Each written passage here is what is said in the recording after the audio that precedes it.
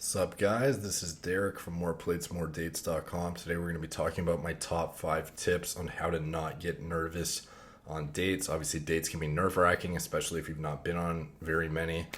So these are my top 5 kind of tips and tricks to help you ease your nerves going into dates. So the first one, talk slower. One thing that's very common on dates is to get flustered when it comes to having fluid conversation. It can be really intimidating thinking about sitting with an attractive woman that you don't know for an hour or longer and maintaining a calm and chilled out demeanor. When I get nervous, I tend to speak quicker and stumble on my words a bit. One strategy I started implementing that helps tremendously was to consciously focus on speaking slower.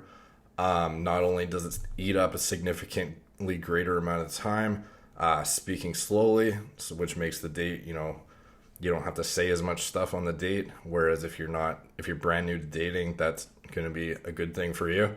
But it also makes you appear far more cool and calm and collected. It allows you more time to process your thoughts into coherent sentences as well. Even if you try it yourself right now, you could, let's just say the words, how was your weekend? Just pretend you're across from a woman right now. Say that, how was your weekend? Say it super fast. How was your weekend? It sounds really anxious, panicked, nervous, uncool, and inexperienced. And that's the last thing you want to come across as. So now pretend you're in the same scenario and you say the same sentence much slower. How was your weekend? Comes across way smoother, cooler, calm, and like a guy who's actually been on a date before, which is what you want to come across on dates. So don't aim to be like cool. Instead, aim to be calm and relaxed. And being cool happens as kind of a side effect of that. So speak slower. Sit beside her instead of across from her is tip number 2. So this helps on a variety of different levels. So firstly, sitting across from each other prevents you from being able to touch the girl at all, which will greatly reduce your chances of getting physical. One of the main keys to success on any date is getting physical as early as possible, whether that be a friendly hug when you first meet her, teasing gestures throughout the date, putting your hand on her thigh, holding her hand, putting your arm around her, squeezing her bicep while making a joke about working out. Whatever it is, you need to do it early and often. So think about it this way. If you go on a date and you sit across the table from a girl talking about life and work and other random stuff for an hour or longer, and then you walk her to her car to kiss her goodnight and you haven't touched her once the entire date, now you have to awkwardly break through this tension that's built up over that entire hour. Whereas on the other hand, if you've been physical the whole date, holding her hand, having your arm around her, etc., and now you're walking her back to her car, the kiss isn't just less awkward, it's also pretty much expected because you've been kind of working your way up to that in the entire date, and she's already comfortable with you, like interpersonal bubble, so to speak. So basically, if you don't touch the girl for the entire hour and then try to kiss her goodnight or bring her home to sleep with you, it's going to be far less likely to occur and be successful and not be awkward as hell if you're not making contact throughout the date. So sitting across the table from a girl just feels impersonal as well. It's like interviewing almost, and that's not the way you want it to go. So if it feels weird sitting beside her right away, like you get seated at a restaurant or something, like say you're going to get a drink at a bar somewhere and you're at a table across from each other, obviously the waitress or waiter is going to seat you across from each other. Just have a pre-planned strategy in place to have an excuse to move to sit beside her. So an example of this is I used to have a picture on my phone of something funny that I would typically talk about on dates, and once that topic came up in the date, I would say, "Here, I'll show you something on my phone," and then I'd get up and I'd sit beside her and I'd show her it on my phone. We'd laugh about it, and then from there on, I would like physically escalate and be more touchy throughout the date kind of thing. And this helps a lot. So find an excuse to sit beside her.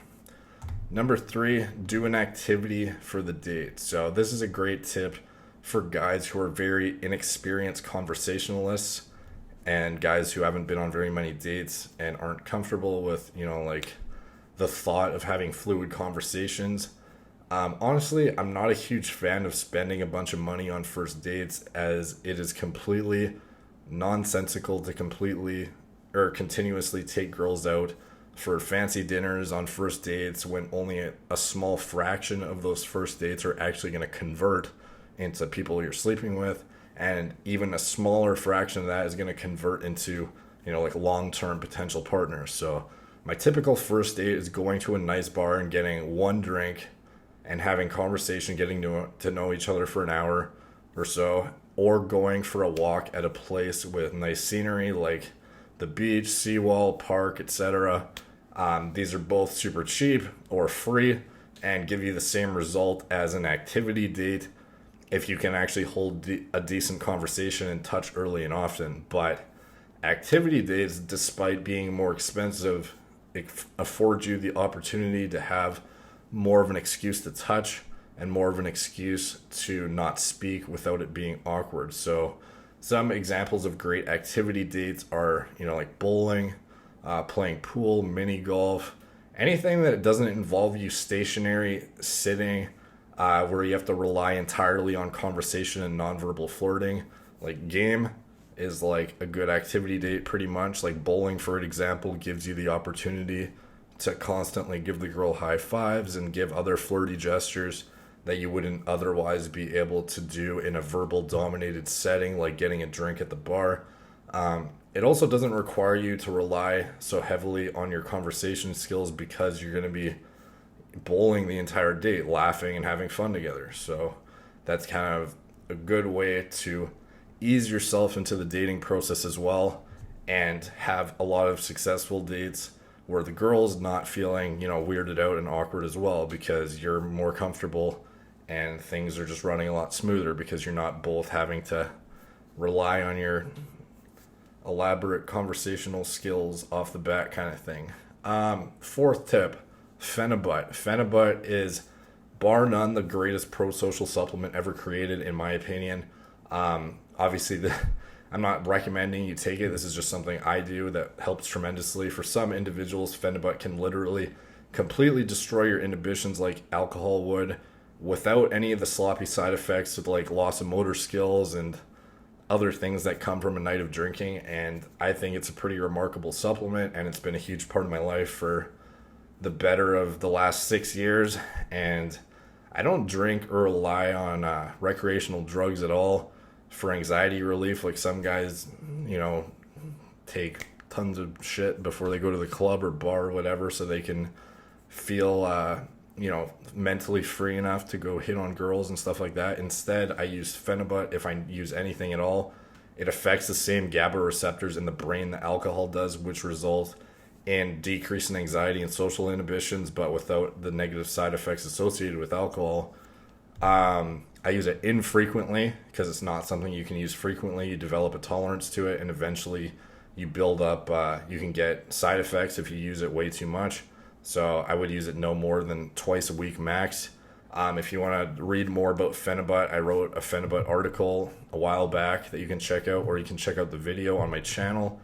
It's been a huge part of my life since late 2012 approximately, and it's been a huge help not only in just busting through anxiety on dates, but as well in job interviews and like business presentations, standing in front of a bunch of people, and just any situation in general which would spike your anxiety levels in terms of like a social capacity. It works fantastic for. So that's definitely something you should check out as well. I'm going to link the recommended vendor that I use in the description box below as well that you can check out. It's where I get my Phenibut from. The last tip, number 5, exposure